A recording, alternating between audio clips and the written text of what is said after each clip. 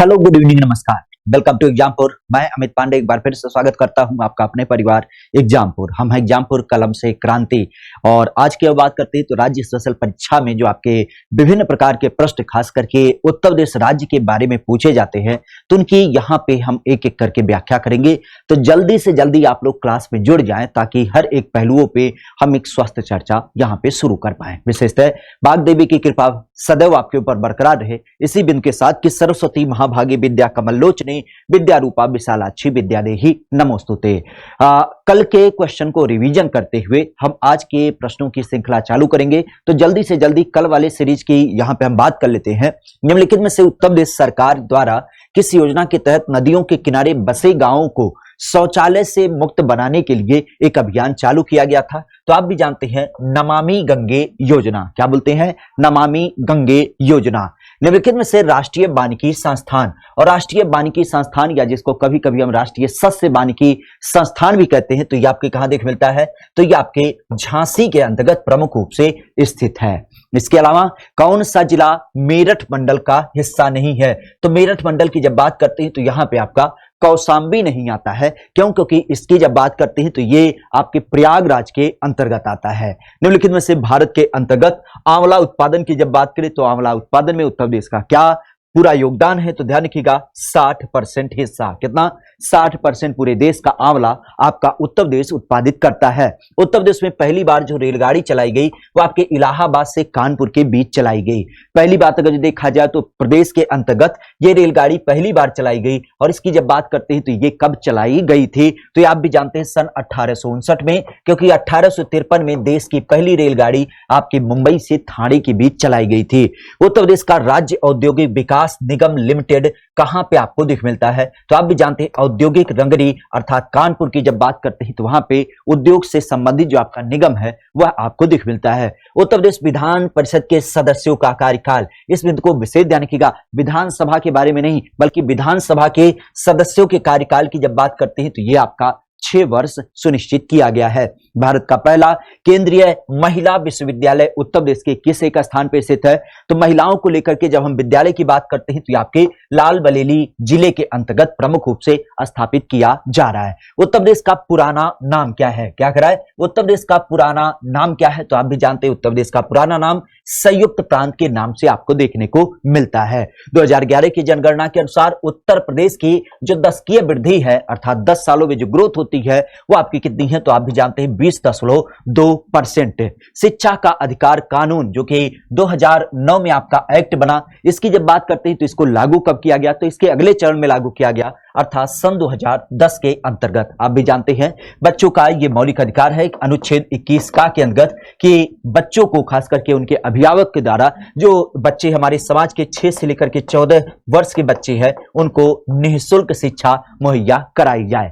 उत्तर प्रदेश के अंतर्गत सबसे बड़ी शारदा नहर की जब बात करें तो इसका निर्माण किस एक वर्ष पूरा हुआ था? तो यह हुआ था सन 1928 में। नेक्स्ट है कि उत्तर प्रदेश के अंतर्गत स्वदेशी पशुओं के संरक्षण और उनके संवर्धन के लिए किस एक जनपद में आपका गोकुल ग्राम स्थापित किया गया है? तो आप भी जानते हैं गोकुल ग्राम आपके बनारस के अंतर्गत स्थापित किया गया है। अच्छा, यहीं पे ध्यान रखिएगा गौ अभ्यारण्य की जब बात करते हैं तो गौ अभ्यारण्य कहां पे काफी चर्चित है चूंकि हमारे प्रदेश का पहला है। तो गौ अभ्यारण्य की जब बात करते हैं तो ये आपके मिर्जापुर में, कहां पे? मिर्जापुर की जब बात करते हैं तो वहां पे इसकी स्थापना की गई है।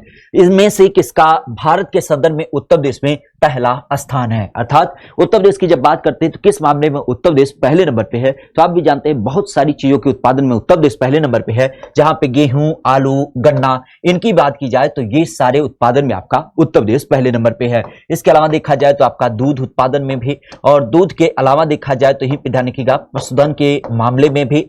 साथ ही साथ अगर देखा जाए तो आप भी जानते हैं आंवला के अलावा आम की अगर बात करें तो आम के उत्पादन में, साथ ही साथ मेंथा ऑयल और भी बहुत सारी चीजें होती हैं इसके उत्पादन में। उत्तर प्रदेश के किस एक जिले में सबसे कम गर्मी पड़ती है? ये बात हो रही है गर्मी के महीने में, क्योंकि आप भी जानते हैं जून का जो महीना होता है वो सर्वाधिक गर्मी लिए होता है। और इस जून के महीने में भी जब हम बरेली की बात करते हैं खास करके तो बरेली में क्या होता है? आपको औसतन कम गर्मी देखने को मिलती है। 2011 की जनगणना के अनुसार उत्तर प्रदेश की जनसंख्या जब हम बात करते हैं तो चौथे चौथे नंबर पे कौन से धर्म के लोग हैं? तो हिंदू धर्म की जब बात करते हैं तो हिंदू तो पहले नंबर पे है, लेकिन ईसाई धर्म की जब बात करते हैं तो ईसाई धर्म क्या होता है, हमारे प्रदेश में चौथे नंबर की जनसंख्या होती है।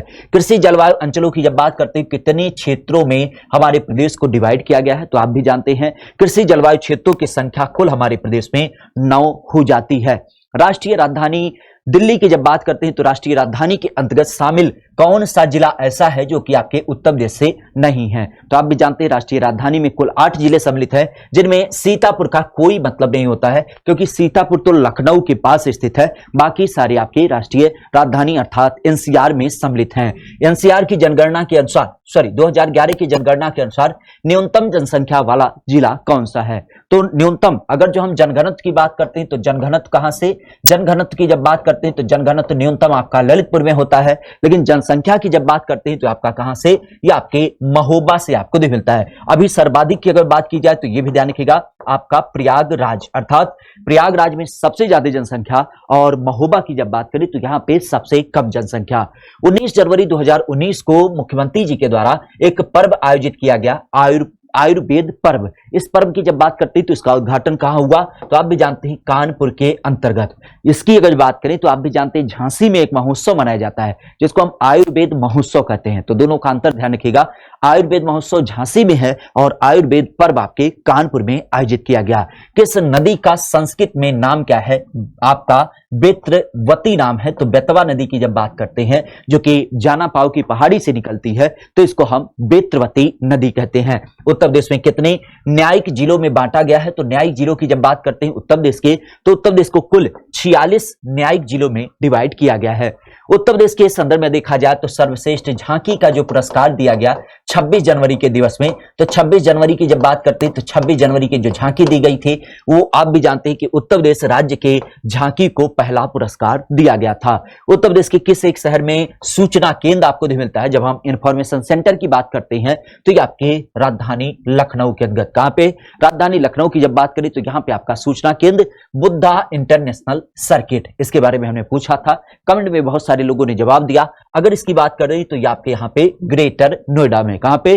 बुद्धा इंटरनेशनल सर्किट की जब बात करें तो आपके ग्रेटर नोएडा में। आपने देखा भी होगा जहां पे क्या होता है, बड़े स्तर पे रेसिंग वगैरह की जब बात करते हैं, फार्मूला रेस वगैरह की, तो आपको यहां पे देखने को मिलता है। ठीक है, तो आज के मुख्य बिंदु की शुरुआत यहीं से करते हैं, इसी मोटिवेशन कोट के साथ कि जो सरफिरे होते हैं इतिहास वही लिखते हैं, समझदार लोग तो बस उनके बारे में पढ़ते हैं। और ये बात सत्य है कि जिसके अंदर जुनून होता है, जो व्यक्ति एक तरीके से कर्मठ होता है और जो अपने कार्य के प्रति एक तरीके से पागल होता है, वही बात होती है कि जो व्यक्ति जुनून रखता है वही व्यक्ति क्या करता है, इतिहास लिखता है, और बाकी जो लोग होते हैं वो उसके बारे में क्या करते हैं, अध्ययन करते हैं। जैसा कि आपने देखा है बहुत सारे सफल व्यक्तित्व के लोग क्या करते हैं, बायोग्राफी को पढ़ते हैं कि आखिर ये आदमी ऐसी इतनी ऊंचाई पे कैसे पहुंचा, उसके बारे में हमें जानना चाहिए। तो विशेष ध्यान रखिएगा कि जो व्यक्ति सरफिरा होता है, जो व्यक्ति सरफिरा होता है वह इतिहास रचता है, और जो व्यक्ति सामान्य होते हैं अर्थात कह सकते हो समझदार होते हैं, वो क्या करते हैं,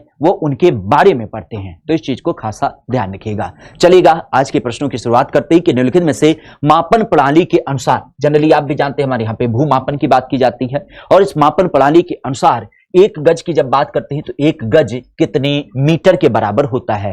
1.63 मीटर, 0.91 मीटर, या फिर 3.6 मीटर। एक गज की जब बात करते हैं तो एक गज कितने मीटर के बराबर होता है? एक गज की जब बात करें तो एक गज कितने मीटर के बराबर होता है? क्लियर? एक गज की जब बात करते हैं तो एक गज कितने मीटर के बराबर होता है? और यहां पे अगर देखा जाए तो एक चीज ध्यान रखिएगा, जब हम बात करते हैं अपने यहाँ पे गज और मीटर को लेकर के, तो आप जानते भी हैं कि ये हमारे भूमि मापन में क्या होता है, पैमाने के रूप में इस्तेमाल किया जाता है। किसमें? भूमि मापन की जब बात करते हैं तो उस भूमि मापन के पैमाने के रूप में विशेषतः इसका इस्तेमाल किया जाता है। और उसी आधार पर अगर देखा जाए तो गज की जब बात करते हैं तो पुराने समय में क्या किया जाता था, इसका बड़े स्तर पर इस्तेमाल किया जाता था। हालांकि आज के क्रम की अगर बात करते हैं तो कितना होता है, आप भी जानते हैं कि हमारे प्रदेश की जब बात करते हैं तो एक गज, और एक गज की जब बात करते हैं तो एक गज में कितना होता है, एक गज में आपके 3 फीट होते हैं। कितने? 3 फीट आपके एक गज में सामान्य रूप से होते हैं। अगर हम 1 फीट की बात बात करें तो 1 फीट में कितना इंच होता है, तो 1 फीट में आप भी जानते हैं कि 12 इंच आपको देखने को मिलता है। कितना? 1 फीट के अंदर 12 इंच होता है। कायदे से अगर देखा जाए तो 12 तिया 36 कितना हो जाएगा? 12 तिया 36 की जब बात करते हैं तो 36 इंच आपके प्रमुख रूप से देखे मिलेंगे जब हम बात करते हैं 1 गज में। तो इस आधार पे ध्यान रखिएगा, इंच को जब हम मीटर में कन्वर्ट करते हैं तो आप यहां पे डिवाइड कर देंगे, तो इस तरीके से जो वैल्यू आएगी वो हो जाएगी आपकी 3.6 मीटर। ठीक है, तो 1 गज में जब हम बात करते हैं मीटर की तो आपकी 3.6 मीटर प्रमुख रूप से। निम्नलिखित में से किन चीजों के मामले में उत्तर प्रदेश क्या होता है? पहले नंबर पे होता है। अच्छा, इसमें तो 3 दशमलव ना होना चाहिए बल्कि ये होना चाहिए 0.36, नहीं क्यों? क्योंकि मीटर और इंच का जो फासला होता है वो तो 100 का होता है, क्योंकि 100 इंच बराबर कितना होता है? 1 मीटर होता है। ठीक है, तो ये 0.36 हो जाएगा, तो इसका मतलब इनमें से कोई नहीं। ठीक है, ये गलत दशमलव लग गया है, 3.6 मीटर। ठीक है, किन किन चीजों के मामले में उत्तर प्रदेश क्या है? पहला स्थान धारित करता है। अगर इसकी बात करते हैं तो गेहूं उत्पादन, बैंक शाखा, रेल मार्ग या फिर आपके उपरोक्त सभी। तो इसका सही जवाब क्या हो जाएगा? आपके प्रदेश में जब हम उत्तर प्रदेश की बात करें तो उत्तर प्रदेश आखिर किन किन चीजों के मामले में कहीं न कहीं पहला स्थान धारित करता है? पीछे हमने चर्चा भी किया था कि जब हम पहले स्थान की बात करते हैं तो आंवले की बात की थी, आंवले के अलावा आम की हमने बात की थी, आम के अलावा देखा जाए तो यहीं पे ध्यान रखिएगा तरबूज की हमने बात की, तरबूज के अलावा खरबूज की जब बात करते हैं तो खरबूज उत्पादन में, साथ ही साथ अगर देखा जाए तो यहीं पे आपने मेंथा ऑयल का नाम सुना, मेंथा ऑयल। मेंथा ऑयल के अलावा देखा जाए तो यहीं पे आपने किसका नाम सुना है? आम का उत्पादन सुना है। आम के अलावा आलू की जब बात करते हैं, आलू के अलावा दूध का उत्पादन, दूध की जब बात करते हैं तो दूध के अलावा पशुधन का, पशुधन के अलावा देखा जाए तो यहीं पे आपके कुल खाद्यान्न का, और खाद्यान्न के अलावा देखा जाए तो यहीं पे आपका गेहूं का। इन सब के उत्पादन में क्या है? आज का उत्तर प्रदेश आपका पहले नंबर पे है, तो गेहूं उत्पादन में भी पहले नंबर पे है। अच्छा, एक चीज और ध्यान रखिएगा, रेलवे मार्ग की जब बात करते हैं तो सर्वाधिक जो रेल की लंबाई है वो भी आपके उत्तर प्रदेश में है। और इसी तरीके से बैंक शाखा की जब बात करें तो सबसे ज्यादा बैंक शाखा ये भी आपके उत्तर प्रदेश में हो जाता है। तो इस तरीके से उपरोक्त सभी इसका सही जवाब होगा। निम्नलिखित में से उत्तर प्रदेश का कौन सा जिला अभ्रक उत्पादन के लिए काफी प्रमुख माना जाता है? ललितपुर, बाराबंकी, सोनभद्र या फिर आपका गाजीपुर। ठीक है, तो उत्तर प्रदेश का कौन सा जिला ऐसा है जो कह सकते हो कि अभ्रक उत्पादन के लिए काफी प्रमुख माना जाता है? क्लियर? अभ्रक उत्पादन की जब बात करें तो अभ्रक उत्पादन के लिए कौन सा जिला आपका सबसे प्रमुख माना जाता है? अभ्रक उत्पादन। और अभ्रक की जब बात करते हैं तो विशेष ध्यान रखिएगा, हमारे यहाँ पे जो ललितपुर जिला होता है यही क्या होता है? अभ्रक उत्पादन के लिए काफी प्रमुख माना जाता है। ठीक है, भारत कला भवन क्या करा है? भारत कला भवन की जब बात करते हैं तो बनारस के अंतर्गत इसका निर्माण किस एक वर्ष में किया गया?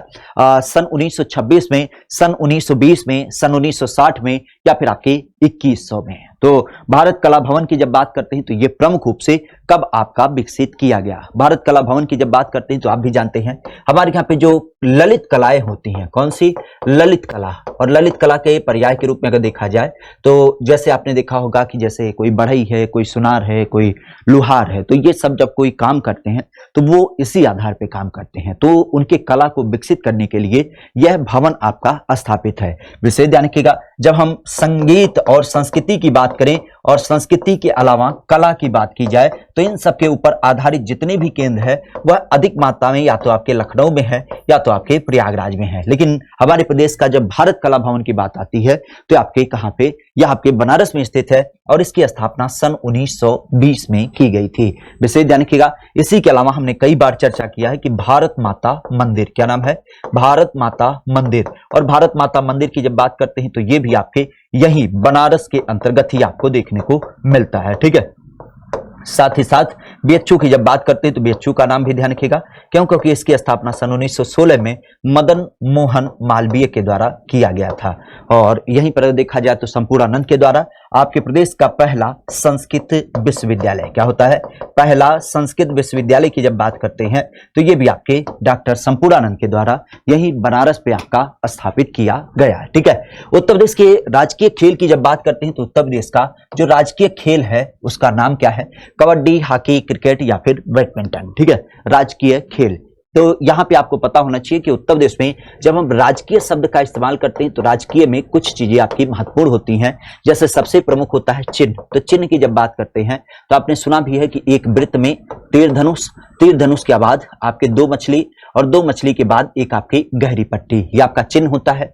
चिन्ह के बाद अगर जो पशु की बात करें तो पशु आपका बारहसिंघा होता है, बारहसिंघा या जिसको हम स्वयं डियर बोलते हैं। इसके अलावा पशु के अलावा पक्षी की जब बात करते हैं तो ये आपका सारस हो जाता है, सारस या जिसको हम क्रोच की संज्ञा देते हैं। साथ ही साथ अगर देखा जाए तो पक्षी के बाद आपका जो आता है वह आता है आपका खेल, और खेल की जब बात करते हैं तो खेल आप भी जानते हैं हॉकी हो जाता है।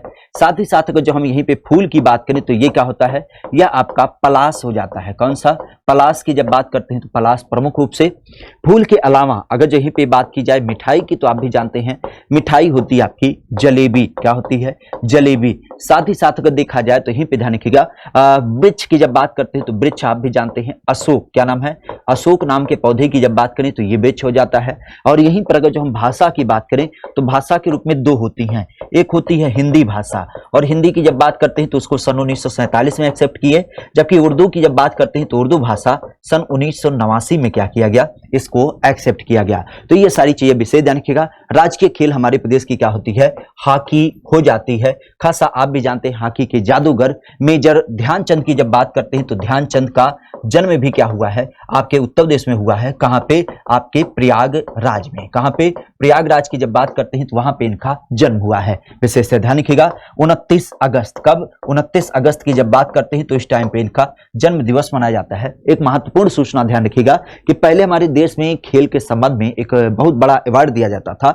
जिसका नाम होता था राजीव गांधी खेल रत्न अवार्ड। अब उसका नाम चेंज करके किसके नाम पे, मेजर ध्यानचंद के नाम पे कर दिया गया है। किसके नाम पे, मेजर ध्यानचंद के नाम पे, खास करके मेजर ध्यानचंद खेल रत्न अवार्ड कर दिया गया है। और इन्हीं के नाम पे अगर देखा जाए तो हमारे प्रदेश में क्या हो रहा है, एक आपका खेल विश्वविद्यालय स्थापित किया जा रहा है। और ये कहां स्थापित होगा, तो ये आपके खेल नगरी मेरठ में स्थापित किया जा रहा है। ठीक है, चलेगा। निम्नलिखित में से उत्तर प्रदेश में नागरिक सुरक्षा के केंद्र की जब बात करें तो यहां पे मुख्यतः कितने जिलों में यह केंद्र आपके स्थापित हैं, किसको लेकर के, नागरिक सुरक्षा। जो सिटीजन होती हैं, सिविलियन होते हैं, उनके लिए खास करके सिविल डिफेंस की जब बात करते हैं तो उसके लिए हमारे यहाँ पे जो आपके केंद्र स्थापित किए गए हैं वो आपके कितने देख मिलते हैं, 9, 18, 17 या फिर आपका 12। ठीक है, तो कितने आपके यह केंद्र आपको देख मिलते हैं, 9, 18, 17 या फिर आपका 12। ठीक है, नागरिक सुरक्षा के केंद्र मुख्यतः कितने जिलों में स्थापित, मुख्य रूप से कितने जिलों में इनकी स्थापना की गई है। अगर जो हम बात करें नागरिक सुरक्षा को लेकर के तो नागरिक सुरक्षा की जब बात करते हैं तो विशेष ध्यान रखिएगा सिविल डिफेंस को लेकर के यह जो केंद्र आपके स्थापित किए गए हैं वह आज वर्तमान आपके 17 ऐसे अलग अलग जिले हैं जहां पे इसके 17 अलग अलग केंद्र स्थापित किए गए हैं। जो कोई भी नागरिक, कोई भी व्यक्ति अगर जो इससे पीड़ित होता है तो यहाँ पे इसकी सहायता ले सकता है। हालांकि नागरिकों की सुरक्षा में ही आप सुनते हैं सीएम हेल्पलाइन नंबर की जब बात करते हैं तो सीएम हेल्पलाइन नंबर भी काम करता है जिसका नंबर है 1076। ये भी होता है कि अगर जो कोई भी व्यक्ति क्या है परेशान है तो वो सीधे क्या कर सकता है, मुख्यमंत्री हेल्पलाइन नंबर का प्रयोग कर सकता है। ठीक है, मध्य प्रदेश से आने वाली चंबल नदी की जब बात करते हैं तो चंबल नदी उत्तर प्रदेश के किस एक जिले में प्रवेश करती है, बुलंदशहर के अंतर्गत, मिर्जापुर में, ललितपुर में या फिर आपके आगरा में। चंबल की जब बात करते हैं जिसको ध्यान रखिएगा हम अपने यहाँ पे चरमावती नदी भी कहते हैं, क्या बोलते हैं, संस्कृत की जब बात करते हैं तो संस्कृत में इसको चरमावती नदी बोला जाता है। प्रमुखता से देखा जाए तो आप भी जानते हैं इस नदी के कारण हमारे प्रदेश की जब बात करते हैं तो हमारे प्रदेश में क्या होता है, अवनालिका अपर्दन, क्या बोलते हैं, अवनालिका अपर्दन की जब बात करते हैं तो अवनालिका अपर्दन या जिसको हम क्या बोलते हैं, गली इरोजन बोलते हैं, उसका संबंध आपको देखने को मिलता है। काफी ज्यादा मात्रा में प्रभावित जो जिला है वो आपका इटावा जिला। तो नदी की जब बात करते हैं तो नदी कहां से प्रवेश करती है, तो नदी के संदर्भ में ध्यान रखिएगा अगर इस नदी की जब बात करते हैं तो ये नदी प्रवेश करती है आपके ललितपुर से। कहां से, ललितपुर जिले की जब बात करते हैं तो वहां से ये प्रवेश करती है। विशेष ध्यान रखिएगा ये यमुना नदी की एक सहायक नदी होती है, क्या होती है, यमुना की सहायक नदी में एक नदी मानी जाती है। और प्रमुख रूप से अगर देखा जाए तो ललितपुर, विशेष ध्यान रखिएगा इसको हम क्या कहते हैं, एशिया में बांधों का शहर, क्या बोला जाता है, एशिया में इसको बांधों का शहर भी बोला जाता है। और आप भी जानते हैं कि यहीं पर जब हम बात करते हैं केन और बेतवा नदी के लिंक के बारे में, तो ये भी आपका ललितपुर जिले से हो जाता है, क्योंकि बेतवा नदी भी क्या करती है, यहीं पे आपका प्रवेश करती है। और एक किले का नाम काफी आपने सुना होगा, भूरागढ़ का किला। तो भूरागढ़ के किले की जब बात करते हैं तो यह भी आपके ललितपुर में, ठीक है। सौर ऊर्जा से प्रकाशित उत्तर प्रदेश का पहला बस स्टेशन कौन सा है? अर्थात उत्तर प्रदेश में कौन सा बस स्टेशन ऐसा है जो सौर ऊर्जा से क्या होता है, पूरी तरीके से संचालित होता है?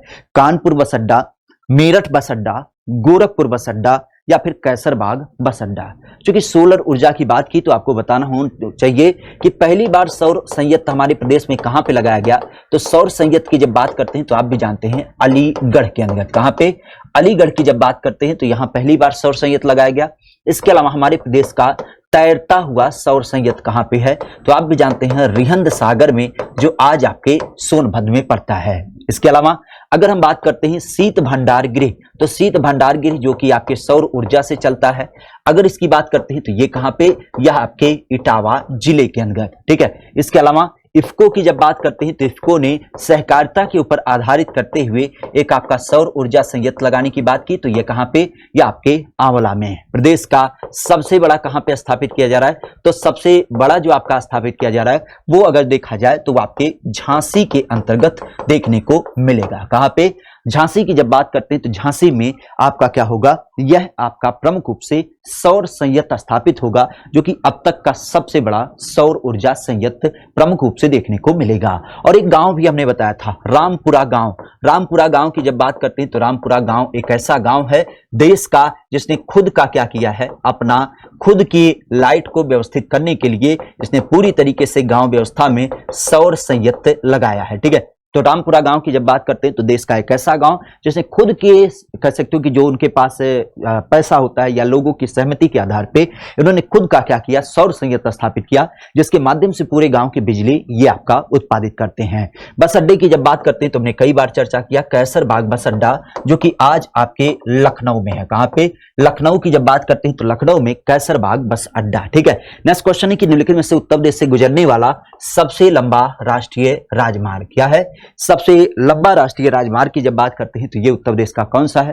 राजमार्ग संख्या 27, राजमार्ग संख्या 44, राजमार्ग संख्या 34 या फिर राजमार्ग संख्या 21। तो राष्ट्रीय राजमार्ग की जब बात करते हैं तो इसका क्रम क्या हो जाता है? हालांकि ध्यान रखिएगा, जब हम सर्वाधिक राजमार्गों की बात करें, ठीक है, सर्वाधिक राजमार्गों की बात करते हैं तो सर्वाधिक राजमार्ग जो आपके हैं वह आपके महाराष्ट्र में देख मिलते हैं। जबकि अगर जो हम सबसे ज्यादा सड़कों की बात करें, ठीक है, सर्वाधिक सबसे ज्यादा सड़कों की बात करते हैं तो सबसे ज्यादा सड़क जो लंबाई में है वह आपके उत्तर प्रदेश में ही देखने को मिलता है। हमने कई बार चर्चा किया है कि हमारे प्रदेश में जब हम राजमार्गों का चौराहा एक नाम देते हैं तो वो किसे बोला जाता है? वह आपके कानपुर शहर को बोला जाता है। और यहीं पर देखा जाए तो आपके उत्तर दक्षिण और साथ ही साथ पूरब पश्चिम गलियारा कहां मिलता है? तो आप भी जानते हैं झांसी के अंतर्गत ये गलियारे आपस में मिलते हैं। अब यहां पे कह रहा है कि प्रदेश से गुजरने वाला सबसे लंबा जो आपका एक राजमार्ग है उसका नाम क्या होता है, ठीक है। तो सबसे लंबे राजमार्ग की जब बात करते हैं तो इसका नाम क्या होता है? तो ये ध्यान रखिएगा,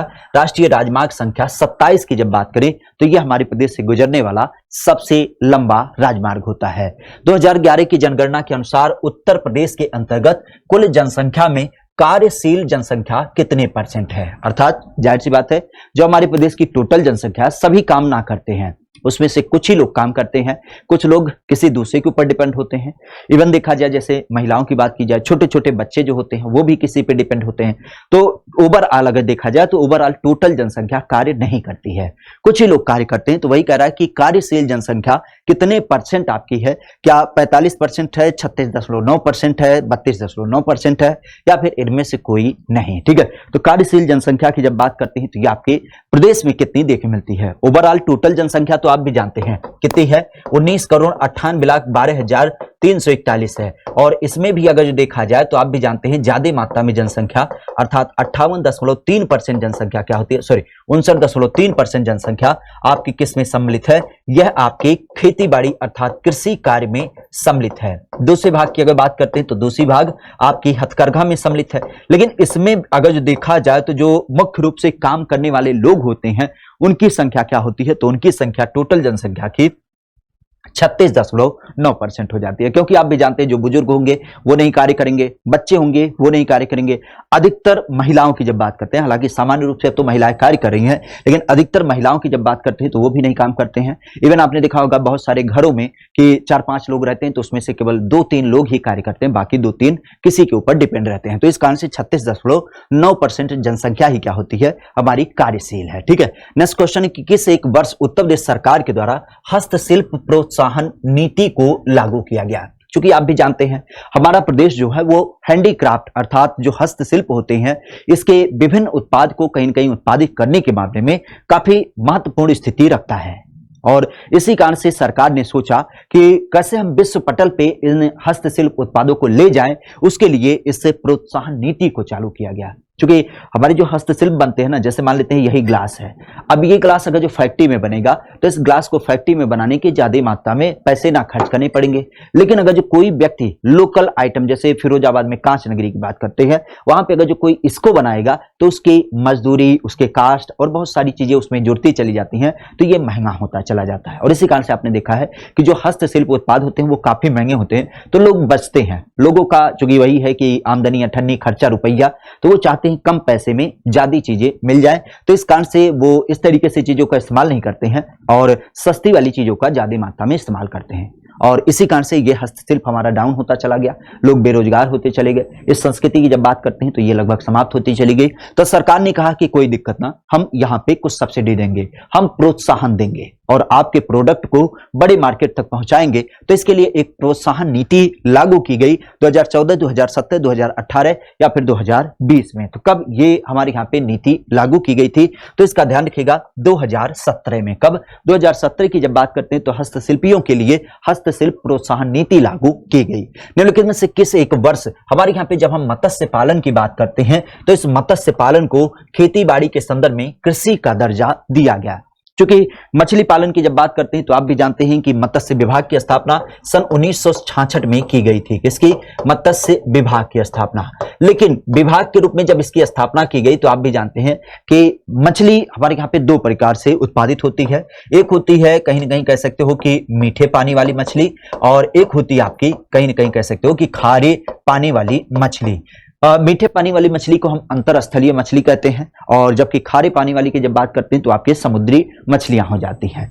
अब इसमें भी अगर देखा जाए तो मछली को पहले लोग उत्पादित नहीं करते थे, ठीक है, लेकिन अब क्या होता है, लोग इसका उत्पादन करते हैं और इसका व्यापार करते हैं। तो जो लोग उत्पादित करते हैं उनको कोई सपोर्ट नहीं मिलता था, कहीं से लोन वगैरह नहीं मिलता था। तो सरकार ने इस बिंदु को आधारित किया कि भैया हमें इस पे भी लोन वगैरह देना चाहिए और कहीं न कहीं एक कार्रवाई करनी चाहिए। और इसी कारण से क्या किया गया, हमारे यहाँ पे इसके लोन वगैरह की बात की गई, और कह सकते हो कि मछली पालन को हमने क्या किया, अब कृषि का दर्जा दिया। जिस कारण से आप भी जानते हैं कि अब क्या होगा, इसको जो केसीसी वगैरह होती है वह केसीसी वगैरह मिलने में अब आसानी हो जाएगी। तो इस बिंदु की जब बात करते हैं तो ये घटना कब की है, तो ये भी आपके 2017 की होती है, जहां पे हमने खेती को क्या किया, खास करके खेती का दर्जा मत्स्य पालन को दे दिया, जिससे केसीसी वगैरह की जब बात करते हैं तो ये मिलना इसको आसान हो जाएगा। ग्रामीण पेयजल कार्यक्रम की जब बात करते हैं तो ग्रामीण पेयजल कार्यक्रम जहां पे लक्ष्य है कि 2022 तक प्रदेश के कितने % लोगों को हम क्या करेंगे, पेयजल उपलब्ध करा लेंगे। चूंकि केंद्र सरकार का जो लक्ष्य है वो है कि 2024 तक हमें क्या करना है, एक योजना चलाई गई है, हर घर नल। क्या है? हर घर नल योजना, जिसके अनुसार लगभग हर घरों में टूटी वाला पानी उपलब्ध कराना है। अगर जो देखा जाए तो आप भी जानते हैं कि शहरी क्षेत्रों में तो अधिक मात्रा में उपलब्ध है, लेकिन गांव में नहीं उपलब्ध है। लेकिन गोवा राज्य की जब बात करते हैं तो गोवा ने क्या किया, ग्रामीण क्षेत्रों में भी क्या किया, कहीं न कहीं जब हम बात करते हैं जल पहुंचाने का कार्य, तो ये 100% कर लिया है। ठीक है, तो गोवा राज्य की जब बात करते हैं तो इसने 100% कार्य भी कर लिया। अब यहाँ पे जब देखा जाए तो इसमें कितने आपके पेयजल हमारे 2022 तक उपलब्ध कराने थे उत्तर प्रदेश में। हालांकि आप भी जानते हैं हमारे यहाँ पे 2 जगह पे प्रायोगिक स्तर पे इसकी शुरुआत कर दी गई है, मिर्जापुर और सोनभद्र में, जहां पे प्रधानमंत्री ने क्या किया था, इस योजना को शुरू किया था। इसके अलावा बुंदेलखंड की जब बात करते हैं तो बुंदेलखंड में भी इस योजना को पूरी तरीके से चालू कर दिया गया, और इसका लक्ष्य भी था कि दिसंबर 2021 तक क्या करेंगे, हम कहीं ना कहीं यहाँ पे पानी उपलब्ध करा देंगे। सरकार का ये लक्ष्य है कि कम से कम हम प्रदेश के 90% लोगों को इसके अंदर क्या कर लें, कवर कर लें। ठीक है, नेक्स्ट क्वेश्चन है कि किस एक वर्ष काशी हिंदू विश्वविद्यालय की जब बात करते हैं तो उसकी स्थापना के संदर्भ में काशी हिंदू विश्वविद्यालय में भारत कला भवन की स्थापना की गई। भारत कला भवन, जैसा कि अभी हमने शुरू में ही चर्चा किया कि ललित कला को आधारित करते हुए जो हमारे यहाँ पे अलग अलग आपके स्कल्पचर होते हैं उसके लिए इस भवन की स्थापना की गई। कहां पे? काशी हिंदू विश्वविद्यालय में। काशी हिंदू विश्वविद्यालय की जब बात करते हैं तो वहां पे आपका भारत कला भवन। काशी हिंदू विश्वविद्यालय की जब बात करते हैं तो एक महिला थी, आयरिश महिला, आपने सुना होगा उनके नाम से खास करके तो एक नाम जुड़ता है किसका, एनी बेसेंट। हालांकि बाद में अगर देखा जाए तो ये काशी हिंदू विश्वविद्यालय, जिसको हम बनारस हिंदू विश्वविद्यालय बोलते हैं, मदन मोहन मालवीय के द्वारा सन 1916 में इसकी स्थापना की गई। लेकिन भारत कला भवन की जब बात करते हैं तो इसकी स्थापना सन 1920 में की गई। इसके अलावा ध्यान रखिएगा, यहीं पे आपने सुना होगा काशी विद्यापीठ का नाम, तो वहीं पे आपने भारत माता मंदिर का नाम सुना होगा। किसका? भारत माता मंदिर का नाम सुना होगा। और भारत माता मंदिर की जब बात करते हैं तो ये काफी मशहूर हो जाती है। क्यों? क्योंकि इसमें संगमरमर की जब बात करें, किसके? संगमरमर की जब बात करते हैं तो संगमरमर से क्या किया गया है, यहां पे जमीन पे भारत का मैप उकेरा गया है। क्या है? भारत के मैप की जब बात करते हैं तो भारत का मैप आपके जमीन पे पूरी तरीके से बनाया गया है। ठीक है, केंद्र सरकार के द्वारा शुरू की गई ऑपरेशन फ्लड, क्या है? ऑपरेशन फ्लड योजना की जब बात करते हैं तो ये सन 1973 में किस जिले से शुरू हुआ था? बनारस से, मेरठ से, बलिया से, या फिर आपके उपरोक्त सभी से। विशेष ध्यान रखिएगा, ऑपरेशन फ्लड की जब बात करते हैं तो आपने सुना होगा ऑपरेशन फ्लड का नाम। फ्लड के अलावा देखा जाए तो यहीं पे ध्यान रखिएगा दुग्ध क्रांति का नाम। दुग्ध क्रांति के अलावा देखा जाए तो आपने श्वेत क्रांति का नाम सुना होगा। तो ये सारे जो बिंदु होते हैं वो हमारे यहाँ पे दूध के उत्पादन से संबंधित होते हैं। एक व्यक्ति थे जिन्होंने इसकी पूरी तरीके से शुरुआत की थी, जिनका नाम था वर्गीज कुरियन। प्रमुखता से देखा जाए तो इनका जन्म दिवस होता है 26 नवंबर। तो इसी 26 नवंबर को हम अपने यहाँ पे राष्ट्रीय दुग्ध दिवस भी मनाते हैं। क्या मनाते हैं? राष्ट्रीय दुग्ध दिवस की जब बात करते हैं तो वो भी इसी दिवस में मनाया जाता है। अगर यहां पे देखा जाए तो वर्गीज कुरियन और इनके संबंध में एक चीज ध्यान रखिएगा, हमने कई बार बताया कि पराग ब्रांड से हमारे उत्तर प्रदेश में क्या होता है, दूध बिकता है। और सन 1938 की जब बात करते हैं तो लखनऊ में इसके लिए एक सहकारी समिति भी आपकी गठित की गई। समूल की जब बात करते हैं तो समूल शाहजहांपुर में एक आपके महिलाओं का डेयरी ग्रुप आपका स्थापित किया गया है। और यहीं पर आप जानते हैं कि हमारे प्रदेश में मुर्रा नाम के भैंस की जब बात करते हैं तो सर्वाधिक दूध, साहीवाल की जब बात करते हैं तो साहीवाल सर्वाधिक दूध, और सानिन नाम की बकरी की जब बात करते हैं तो ये क्या करती है, सर्वाधिक मात्रा में दूध देती है। ठीक है, तो इन सारे पहलुओं को ध्यान रखिएगा। बाकी ऑपरेशन फ्लड की जब बात करते हैं तो इसमें सही जवाब क्या होगा, तो आपका उपरोक्त सभी हो जाएगा। ठीक है, बाकी आप जानते होंगे कि नंद बाबा पुरस्कार किसका नाम, इसी तरीके से नंद बाबा पुरस्कार की जब बात करते हैं तो नंद बाबा पुरस्कार खास करके कोई भी व्यक्ति अगर जो दूध का उत्पादन करता है तो उसके लिए दिया जाता।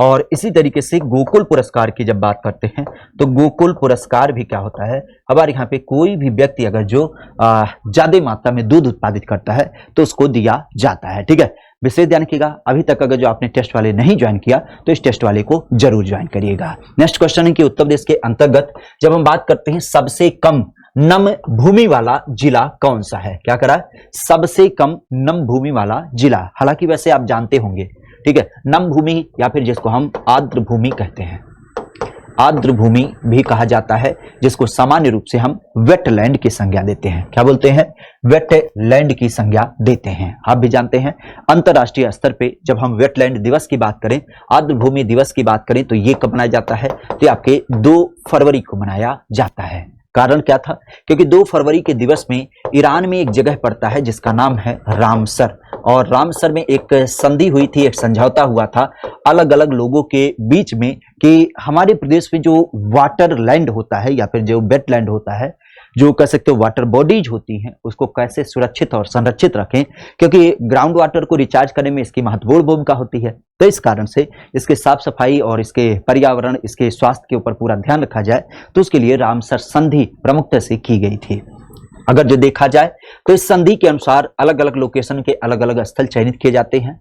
भारत देश में कुल अभी तक क्या है, 49 रामसर स्थल चयनित किए जा चुके हैं। जिनमें से काफी महत्वपूर्ण होता है 47वें नंबर का, क्योंकि 47वां लास्ट चयनित किया गया था, और उसका नाम होता है हैदरपुर वेटलैंड। क्या नाम है? हैदरपुर वेटलैंड की जब बात करते हैं तो हैदरपुर वेटलैंड। इसके अलावा देखा जाए तो आपका 48वें नंबर का, 48वें की जब बात करते हैं तो वो कौन सा है? तो ये आपको खजड़िया वन्यजीव अभ्यारण्य के रूप में है, ठीक है। और खजड़िया वन्यजीव अभ्यारण्य आपके गुजरात के अंतर्गत देख मिलता है। साथ ही साथ अगर देखा जाए तो यही पे ध्यान रखिएगा 49वें नंबर का, और 49वें की जब बात करते हैं तो ये कौन सा? ये होता है आपका बखिरा पक्षी विहार।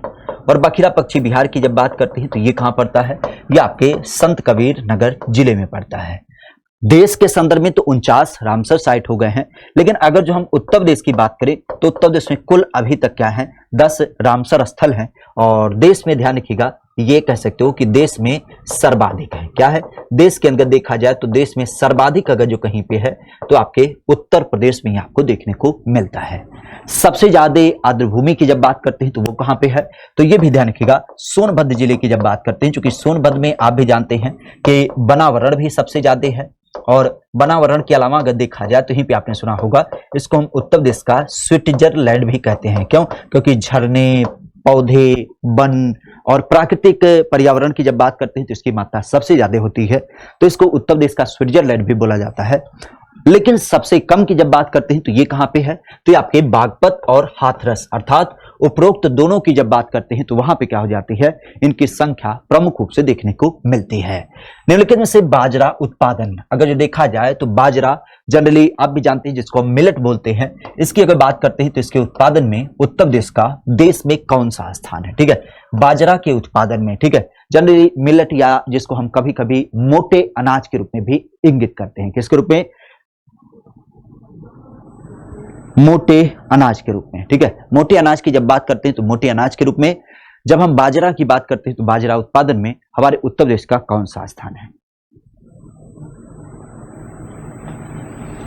बाजरा उत्पादन में हमारे उत्तर प्रदेश का कौन सा स्थान है? तो विशेष ध्यान रखिएगा, बाजरा उत्पादन में हमारे उत्तर प्रदेश का जो स्थान है वो आपका है दूसरा, ठीक है। दूसरे स्थान की जब बात करते हैं तो ये आपको मिलता है। खास करके देखा जाए तो ये हमारे यहाँ पे जब खरीफ फसल लगाई जाती है तो उसी खरीफ फसलों में प्रमुख रूप से लगाई जाती है और मोटे अनाज के रूप में इसका इस्तेमाल किया जाता है, ठीक है। बाजरे की रोटी आपने अक्सर सुनी होगी, वही मक्के की रोटी, बाजरे की रोटी, सरसों की साग, इन सब के बारे में अक्सर आपने सुना होगा, तो उसी की बात की जा रही है। किस एक प्रदेश में पहली बार पेपरलेस बजट प्रस्तुत किया गया, जो कि कह सकते हो कि देश के जितने भी राज्य हैं उन राज्यों में पहला पेपरलेस बजट होता है, ठीक है। हमारे राज्य की जब बात करते हैं तो प्रदेश के अंतर्गत पहली बार क्या किया गया? यह आपका पेपरलेस बजट पेश किया गया। तो राज्यों के संदर्भ में इसकी संख्या बिहार, उत्तर प्रदेश, मध्य प्रदेश या फिर आपका गुजरात, ठीक है। तो इसका सही जवाब क्या होगा? किस एक राज्य में पहली बार पेपरलेस बजट पेश किया गया? हालांकि इतिहास के संदर्भ में देखा जाए तो आप भी जानते हैं पहली बार देश में प्रस्तुत किया गया, और देश के संदर्भ में अगर देखा जाए तो देश के संदर्भ में उत्तर प्रदेश राज्य की जब बात करते हैं तो उत्तर प्रदेश में क्या हुआ? यह बजट आपका पेश किया गया, जिसमें क्या था कि एक टैबलेट की जब बात करते हैं, कंप्यूटर टैबलेट, तो उसके माध्यम से ये बजट पेश किया गया, पीडीएफ वगैरह का जो आपका कॉन्सेप्ट होता है। और इस बजट को जो पेश किया था वो पेश किया था आपके सुरेश खन्ना के द्वारा। किसके द्वारा? सुरेश खन्ना की जब बात करते हैं तो सुरेश खन्ना के द्वारा ये विशेषतः बजट आपका पेश किया गया था, ठीक है। तो इस चीज को ध्यान रखिएगा, उत्तर प्रदेश से संबंधित हो जाता है। निम्नलिखित में से दार्शनिक प्रणाली और दार्शनिक प्रणाली के ऊपर आधारित करता हुआ जो एक जरीब देखने मिलता है उसका क्या नाम होता है? शाहजहानी जरीब, मिट्टिक जरीब, रेवेन्यू जरीब या फिर इनमें से कोई नहीं। आप भी जानते हैं कि हमारे यहाँ पे जरीब के अलग अलग माध्यम होते हैं जिनमें 3 कपसी प्रयोग की जाती है। एक होती है शाहजहानी जरीब जो कि मुगल काल से चल रही है और इसकी लंबाई 165 फीट होती है। एक होती है आपकी गंटी जरीब। गंटी जरीब की जब बात करते हैं तो इसकी लंबाई 132 फीट होती है। ये हालांकि अब कम इस्तेमाल होती है क्योंकि कम लंबाई की है। और तीसरी होती है मिट्टिक जरीब। मिट्टिक जरीब की जब बात करते हैं तो इसकी लंबाई 20 मीटर होती है। क्योंकि जब आप किसी अंतरराष्ट्रीय मानक की बात करते हैं जिसमें आपने देखा होगा कि मीटर, किलोमीटर, इस तरीके से जो आपके इस्तेमाल किए जाते हैं आंकड़े, उसके आधार पर अगर देखा जाए तो हमारे यहाँ पे मिट्टिक जरीब का नाम प्रमुख रूप से देख मिलता है जिसकी लंबाई क्या होती है? 20 मीटर प्रमुख रूप से आपको देखने मिलती है। ध्यान रखिएगा, इसमें कुल आपकी 100 कड़ी आपको विशेष देखने मिलती है। अच्छा, एक जरीब और होती है रेवेन्यू जरीब, और रेवेन्यू की जब बात करते हैं तो ये क्या होती है, ये आपके 16 फीट की होती है। प्रमुखता से देखा जाए तो इसमें कुल 33 कड़ी होती है। कितने? 33 कड़ी के साथ ही साथ ये 16 फीट लंबाई की रेवेन्यू जरीब होती है। हालांकि अब इसका इस्तेमाल कम कर दिया गया है क्योंकि ये काफी छोटी होती थी। ठीक है, तो इस चीज को ध्यान रखिएगा। निम्नलिखित में से दक्कन कृषक राहत अधिनियम क्या है? दक्कन कृषक राहत अधिनियम हमारे यहाँ पे कब पारित किया गया? कब पारित किया गया दक्कन कृषक राहत अधिनियम? दक्कन कृषक राहत अधिनियम 1835, 1979, 1986 या फिर 1984 में। जनरली ये सीन क्या था, दक्कन के लोकेशन की जब बात करते हैं, खास करके जब आप महाराष्ट्र वगैरह के बारे में पढ़ते होंगे तो महाराष्ट्र, गुजरात और ये जो मध्य प्रदेश का जो हिस्सा है जिसको हम दक्कन का पठार भी कहते हैं, तो वहां पे सूखा हो जाने की स्थिति में, क्योंकि बरसात नहीं होता तो सूखा हो जाता है। अभी भी आपने सुना होगा कि महाराष्ट्र के किसानों ने क्या किया, आत्महत्या किया। क्यों? क्योंकि इसी कारण से वहां पे सूखा हो गया। क्योंकि वो लोग कपास उगाते थे और गन्ने वगैरह का उत्पादन करते थे, तो इसमें सूखा होने के कारण उनका उत्पादन जब नहीं होता था तो वो कर्ज जाल में फंस करके मतलब पूरी तरीके से नुकसान हो जाता था। तो अंग्रेजों के शासनकाल की जब बात करें तो उस समय में भी हमारे यहाँ पे क्या होता था, ये कहीं न कहीं सूखा पूरी तरीके से होता था। इवन आजाद भारत की जब बात करें तब भी सूखा होता है। तो इसी कारण से दक्कन के कृषकों को जो टैक्स देना पड़ता है, जो लगान देना पड़ता है जमीन का, वो ना देना पड़े, उसके लिए एक राहत अधिनियम आपका पारित किया गया। लेकिन ये कब पारित किया गया? ठीक है, तो इसकी जब बात करते हैं तो ये कब पारित किया गया, तो इसकी जब बात करते हैं तो विशेष ध्यान रखिएगा, यह पारित किया गया था सन 1986 में। कब? सन 1986 की जब बात करते हैं तो दक्कन कृषक राहत अधिनियम हमारे यहाँ पे विशेषतः पारित किया गया। ठीक है, नेक्स्ट क्वेश्चन है कि उत्तर प्रदेश के किस एक जिले में चीनी बौद्ध मंदिर आपको देख मिलता है? ठीक है, चीनी बौद्ध मंदिर। चीनी बौद्ध मंदिर कैसा है कि मतलब बौद्ध मंदिर है उसके ऊपर चीनी लगी है ना। इसकी जब बात करते हैं तो ये बौद्ध मंदिर है। क्योंकि आप भी जानते हैं कि भारत देश के बहुत सारे अनुयायी बौद्ध धर्म के अनुयायी हैं, लेकिन इसके अलावा भी हमारे चाइना, थाईलैंड, इंग्लैंड, वियतनाम और भी कई सारे ऐसे देश हैं जो बौद्ध धर्म के बहुत ज्यादा मान्यते हैं। उसी क्रम में जब चाइना की बात करते हैं तो चाइना भी बौद्ध धर्म का अनुयायी है। तो उसने क्या किया है, बौद्ध धर्म के सम्मान में खास करके इसने एक बौद्ध मंदिर बनवा रखा है। तो चाइना बौद्ध मंदिर हमारे यहाँ पे कहाँ है? गोरखपुर, बलिया, कुशीनगर या फिर आपके चंदौली में। ठीक है, तो यह आपको कहाँ पे देखने को मिलता है? वैसे तो आप भी जानते हैं जहां पे भगवान बुद्ध का संबंध होगा वहीं पे ये मंदिर होगा। तो बलिया, गोरखपुर, चंदौली, यहां से भगवान बुद्ध का बिल्कुल ना संबंध है। कुशीनगर की जब बात करते हैं तो कुशीनगर, चूंकि यहाँ पे इन्हें क्या हुआ था, महापरिनिर्वाण प्राप्त हुआ था। क्या हुआ था? महापरिनिर्वाण की जब बात करते हैं तो ये यहाँ पे इन्हें प्राप्त हुआ था, तो यहीं पर एक मंदिर बनाया गया है। विशेषता आप भी जानते हैं, कुशीनगर अंतरराष्ट्रीय हवाई अड्डा, हमारे प्रदेश का तीसरा हवाई अड्डा। बाकी अगर देखा जाए तो आप भी जानते हैं केला महोत्सव, और केला महोत्सव के अलावा देखा जाए तो आपके देश का पहला किन्नर विश्वविद्यालय ये आपके कुशीनगर में स्थापित किया जा रहा है। विशेषतः पवन कुशवाहा जानते होंगे कि पड़रौना शायद कुशीनगर की क्या है, आज मुख्यालय आपको मिलती है। ठीक है, क्लियर है? किसकी बात की जा रही है? पड़रौना। तो कुशीनगर का मुख्यालय भी है, जिला मुख्यालय प्रमुख रूप से। उत्तर प्रदेश के किस एक स्थान पे गुप्तकालीन मंदिरों के आपके साक्ष्य मिले हैं? अगर इसकी बात करें, ठीक है, तो गुप्त काल जब हम बात करते हैं तो गुप्त काल के समय के हमारे यहाँ पे जो मंदिर मिले हैं वो आपको कहाँ पे देख मिलते हैं? भीतर गांव में, देवगढ़ में, भीतरी में या फिर आपके उपरोक्त सभी में। गुप्त काल के मंदिरों की जब बात करें तो इसके साक्ष्य हमारे प्रदेश में प्रमुख रूप से, तो भीतर गांव का मंदिर तो आप भी जानते हैं जो आज आपके कानपुर में देख मिलता है, ये भी क्या होता है आपके गुप्त काल से ही संबंधित देख मिलता है। भीतरी गुफा स्तंभ लेख की जब बात करते हैं जो आपके गाजीपुर में स्थित है, ये भी प्रमुख रूप से। देवगढ़ की जब बात करते हैं जो कि आपके ललितपुर में देख मिलता है, तो ये भी क्या हो जाता है, यहाँ पे आपको देख मिलता है। ठीक है, तो इन तीनों लोकेशन की जब बात करते हैं तो ये तीनों लोकेशन आपके गुप्त काल के समय काल के ही होते हैं। और इस क्रम की जब बात करते हैं तो उपरोक्त सभी क्या होगा, इसका सही जवाब होगा। भीतरी का चाहे गुफा स्तंभ हो, चाहे भीतर गांव का मंदिर हो, चाहे आपके देवगढ़ का किला हो, इन सब की जब बात करते हैं तो ये सारे क्या होते हैं, ये आपके गुप्तकालीन मंदिरों के साक्ष्य होते हैं। ठीक है, नेक्स्ट क्वेश्चन है कि पटवारी सेवा नियमावली हमारे यहाँ पे कब अधिनियमित किया गया? पटवारी, पटवारी शब्द आपने सुना होगा, एक व्यक्ति था शेर शाह सूरी। क्या नाम था? शेर शाह सूरी की जब बात करते हैं तो उसके द्वारा इस नाम को जारी किया गया। हालांकि बाद में अगर देखा जाए तो हमारे यहाँ पे चौधरी चरण सिंह का नाम आपने सुना होगा। तो चौधरी चरण सिंह जब कृषि मंत्री थे तो उन्होंने क्या किया था, इसका नाम चेंज करके क्या कर दिया, लेखपाल कर दिया। तो इसकी जब बात करते हैं तो इसको हम कभी कभी लेखपाल सेवा नियमावली भी कहते हैं। इसमें लेखपालों के बारे में सबसे पहली बात यह है योग्यता की, अर्थात कौन व्यक्ति लेखपाल बन सकता है। अगर जो उनकी बात करते हैं तो उनका चयन प्रक्रिया क्या होगी, अर्थात कैसे कैसे उनकी चयन की जाएगी, क्या उनका कैसे रिक्रूटमेंट होगा, उन सब के बारे में बताया गया है। और इसके अलावा उनके कार्य विधि को बताया गया है कि आखिर लेखपाल जब कोई व्यक्ति चयनित किया जाएगा तो उसके प्रमुखता से कार्य क्या क्या होंगे। तो इस बिंदु की जब बात करते हैं तो ये हमारे यहाँ पे सन 2006 में क्या किया गया था, इस अधिनियम को अधिनियमित किया गया था। ठीक है, नेक्स्ट क्वेश्चन है कि राज्य और जिले के कड़ी के रूप में, किसके, राज्य और जिले के कड़ी के रूप में कौन कार्य करता है, किसके द्वारा यह बिंदु आपको देखने को मिलता है, अर्थात किसके बीच में यह कड़ी आपको राज्य और जिले के रूप में देख मिलती है। उप जिलाधिकारी, विधायक, सांसद या फिर आपका जिलाधिकारी। ठीक है, तो किसकी बात की जा रही है, जिला और राज्य। तो जनरली अगर जो राज्य की बात की जाए और राज्य के बाद अगर जो हम जिले की बात करें तो जिले का मुखिया कौन होता है। ठीक है, सीधी सी बात, जिले का मुखिया जो होता है वो प्रमुख रूप से आपका क्या होता है, जिला अधिकारी होता है। जबकि राज्य के मुखिया की जब बात करते हैं तो वैसे तो राज्यपाल होते हैं, लेकिन राज्यपाल के अलावा अगर जो हम सिविल अधिकारी की बात करें तो आपका जो मुख्य सचिव होता है, क्या होता है, मुख्य सचिव की जब बात करें जो आज आपके दुर्गा शंकर मिश्रा है, तो मुख्य सचिव और जिला अधिकारी इनके बीच जब हम बात करते हैं तो कड़ी के रूप में कौन कार्य करता है, तो जिले का पहला व्यक्ति है और जिले का पहला जो पहला व्यक्ति होता है वो आपका जिला अधिकारी होता है। तो इसी के द्वारा ये आपको बिंदु देखने को मिलता है। ठीक है, नेक्स्ट क्वेश्चन है कि 5 जून सन 1857 को नाना साहब की जब बात करते हैं तो इनको कहां का पेशवा घोषित किया गया, किसको, नाना साहब। जनरली आप भी जानते हैं 1857 की जब हम टाइमलाइन की बात करें तो 10 मई 1857 और 10 मई 1857 की जब बात करते हैं तो इस टाइम पे हमारे भारत में क्या हुआ था, एक क्रांति हुई थी अंग्रेजों के खिलाफ में। और इसकी जब बात करते हैं तो इसकी शुरुआत मेरठ से हुई थी। और इस क्रांति की शुरुआत होने के बाद आप भी जानते हैं कि जब ये क्रांतिकारी 10 मई को क्रांति की शुरुआत करते हैं, अगले दिवस चले जाते हैं दिल्ली और यहाँ पे 11 मई को क्या करते हैं, ये प्रमुख रूप से जब हम बात करते हैं बहादुर शाह जफर द्वितीय को, तो इनको मुगल बादशाह के रूप में पूरे भारत का नवाब घोषित कर देते हैं, राजा घोषित कर देते हैं।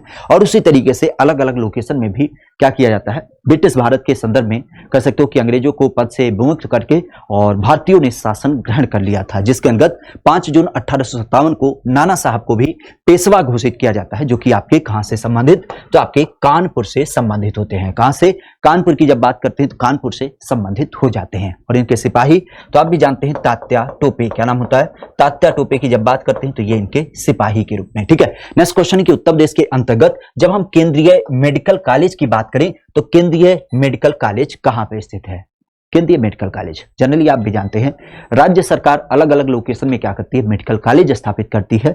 उसी के पर्याय के स्वरूप आपके केंद्र सरकार के द्वारा भी राज्य में और विकास करने के दृष्टिकोण से अलग अलग लोकेशन में केंद्रीय मेडिकल कॉलेज स्थापित किए जाते हैं।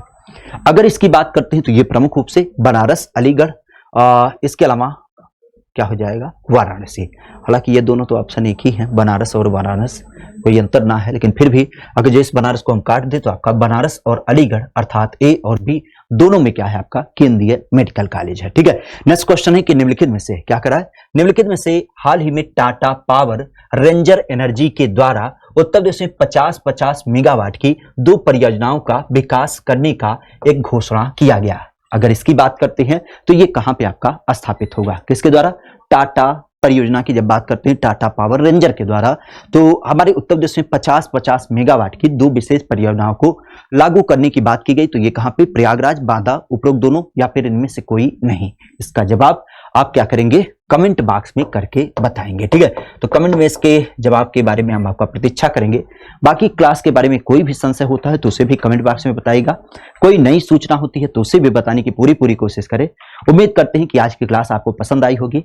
हालांकि हमने कोशिश किया है पूरी तरीके से, आज इसी बार जैसे कह सकते हो कि इसी का कमेंट ना देखें, क्योंकि कमेंट देखने में क्या होता है ना, डिस्ट्रैक्शन हो जाता है। जाहिर सी बात है, वार्तालाप चलती रहती है।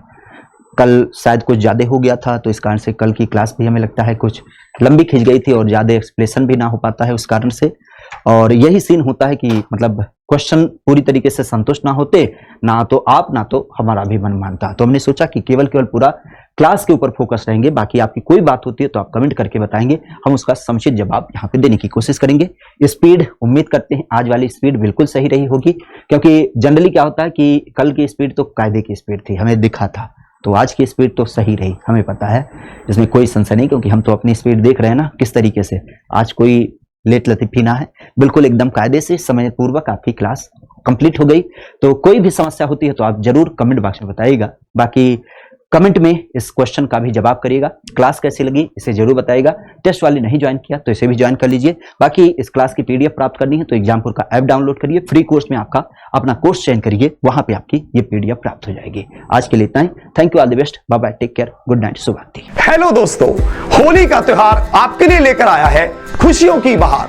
तो अब पाएं अभिनंदन 3.0 पर 10% एक्स्ट्रा ऑफ। इसी के साथ आपको मिल रहा है 43% ऑफ के साथ अभिनंदन बैच 855 रुपए में। तो ऑफर का लाभ उठाने के लिए आप अप्लाई करेंगे ABHI 43 कोड। ये ऑफर 19 मार्च 2022 तक अवेलेबल रहेगा। अधिक जानकारी के लिए दिए गए नंबरों पर संपर्क करें।